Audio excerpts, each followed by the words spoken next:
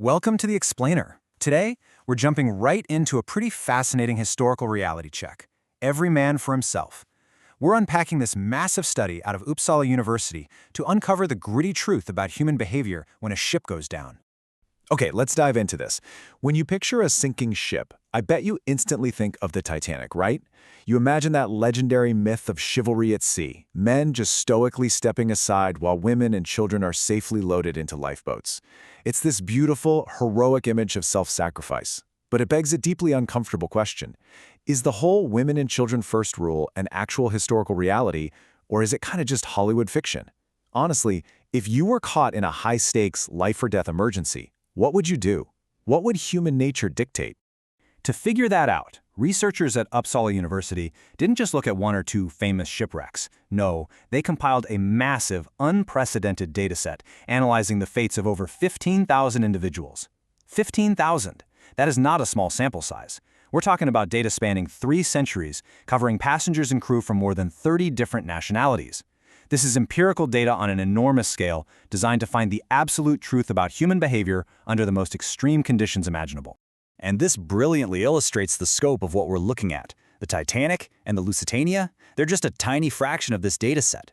We are analyzing 18 completely diverse maritime disasters, spanning all the way from the HMS Birkenhead back in 1852 right up to the MV Bulgaria in 2011. Some of these sank slowly, some went down in literal minutes. Some were British, some American, some Russian. By analyzing all of these together, we finally get a scientifically rigorous picture of what actually happens out there at sea. Well, here's the shocking reality. If the women and children first rule was universally true, women would obviously have a higher survival rate, right? But it's exactly the opposite. The data reveals that women actually face a severe survival disadvantage in maritime disasters. Across these 18 shipwrecks, men survived at an average rate of 34.5%, while women survived at only 17.8%. So women survived at roughly half the rate of men. That myth of universal maritime chivalry? Yeah, it pretty much shatters right here. So, why do men survive? Honestly, it comes down to a harsh cost-benefit logic of survival. When a ship is going down, the environment is just unbelievably chaotic. You've got heavy list, severe tilting, flooding corridors, falling debris, panicked crowds. Escaping that requires physical strength, the ability to climb, speed to move through heavy congestion, and a highly competitive drive to secure a way out. Biologically and physically speaking, those traits naturally give men a massive advantage when things devolve into every man for himself. But the revelations don't stop with gender. By maritime convention, a ship's crew is sworn to protect his passengers and conduct a safe evacuation. Yet the data shows a staggering 18.7 percentage point survival advantage for crew members over the passengers they are literally sworn to protect. Think about it. Crew members know the ship's layout, they have emergency training, and they get early warnings about the danger. And the data clearly shows that more often than not, they use those advantages to save themselves. Now, what's really interesting about this slide is how it impartially dismantles a very specific cultural myth. For the longest time, there was this expectation that British gallantry was the gold standard, that British men were inherently more likely to sacrifice themselves. But the numbers totally debunk this. In reality, a woman's survival rate was actually 13.9 to 15.3 percentage points lower on British-registered vessels compared to ships of other nationalities. So that romantic notion of the uniquely gallant British gentleman simply does not hold up to the historical data. Researchers also had this academic hypothesis about time. They thought, okay, maybe chivalry only happens during slow sinkings, where people actually have time to think and organize, while fast sinkings, under 30 minutes, just cause blind panic. But again, the data says no. Whether a ship went down in hours or plunged beneath the waves in less than 30 minutes, it did not change the gender survival gap at all. Women faced the exact same survival disadvantage regardless of how fast or slow the disaster unfolded. Let's move to and see how this builds into a deeply human reality. We're going to look closely at one specific disaster from the dataset, the SS Norge. Built in Glasgow in 1881, she struck the Rockall reef on June 28, 1904. A few days later, on July 4th, just 101 desperate survivors landed in the town of Stornoway in the Outer Hebrides. This brings us out of the spreadsheets and into the terrifying on-the-ground reality of these numbers. The SS Norge disaster was an absolute catastrophe, and it eerily foreshadowed the Titanic happening 8 years prior. The ship was carrying immigrants from Scandinavia and Russia to New York. Out of 765 people on board, over 600 lives were lost when the vessel sank incredibly quickly. Why? Well, just like the Titanic, the Norge had terribly insufficient lifeboat capacity. Compounding that terror, poor design, and the rapid sinking meant they couldn't even launch all the lifeboats they did have. It was just a chaotic scramble for survival. Those 101 survivors who actually made it to Stornoway were met with this incredible outpouring of community support. The townspeople instantly provided food, shelter, clothing, medical care. They even hosted a charity concert. The gratitude from the survivors was profound.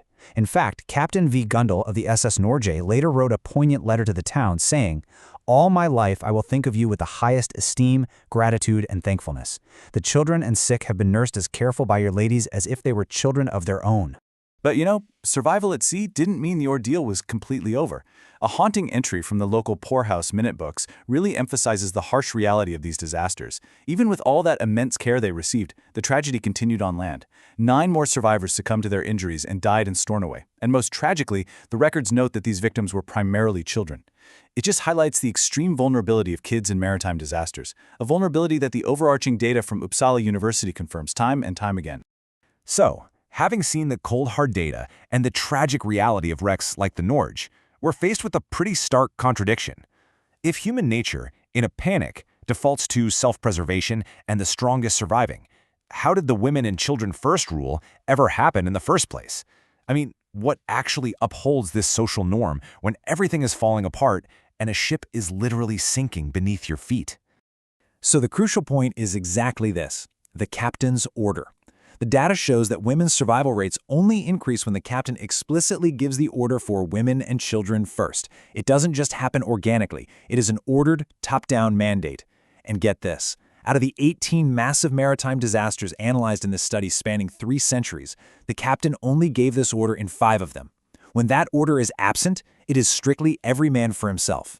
So it's not about some inherent chivalry welling up in the hearts of the passengers. It's about a well-defined leader exerting absolute authority. The captain is the supreme commander on board, acting as what economists call a third-party punisher.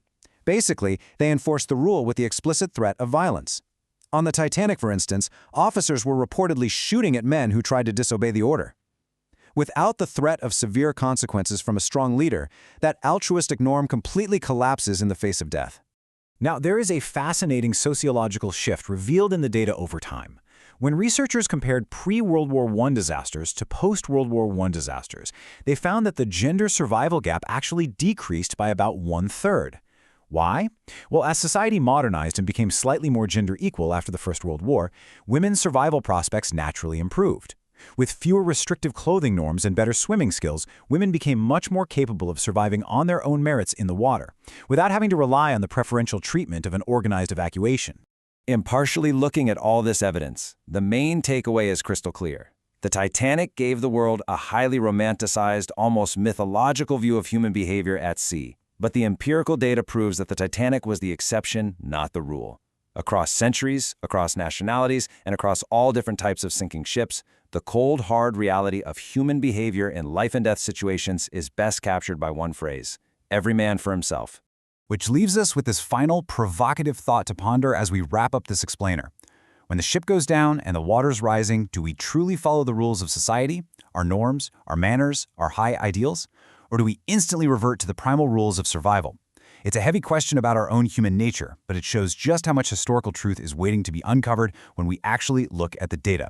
Thank you so much for joining me today. Keep learning, keep questioning, and I'll catch you in the next explainer.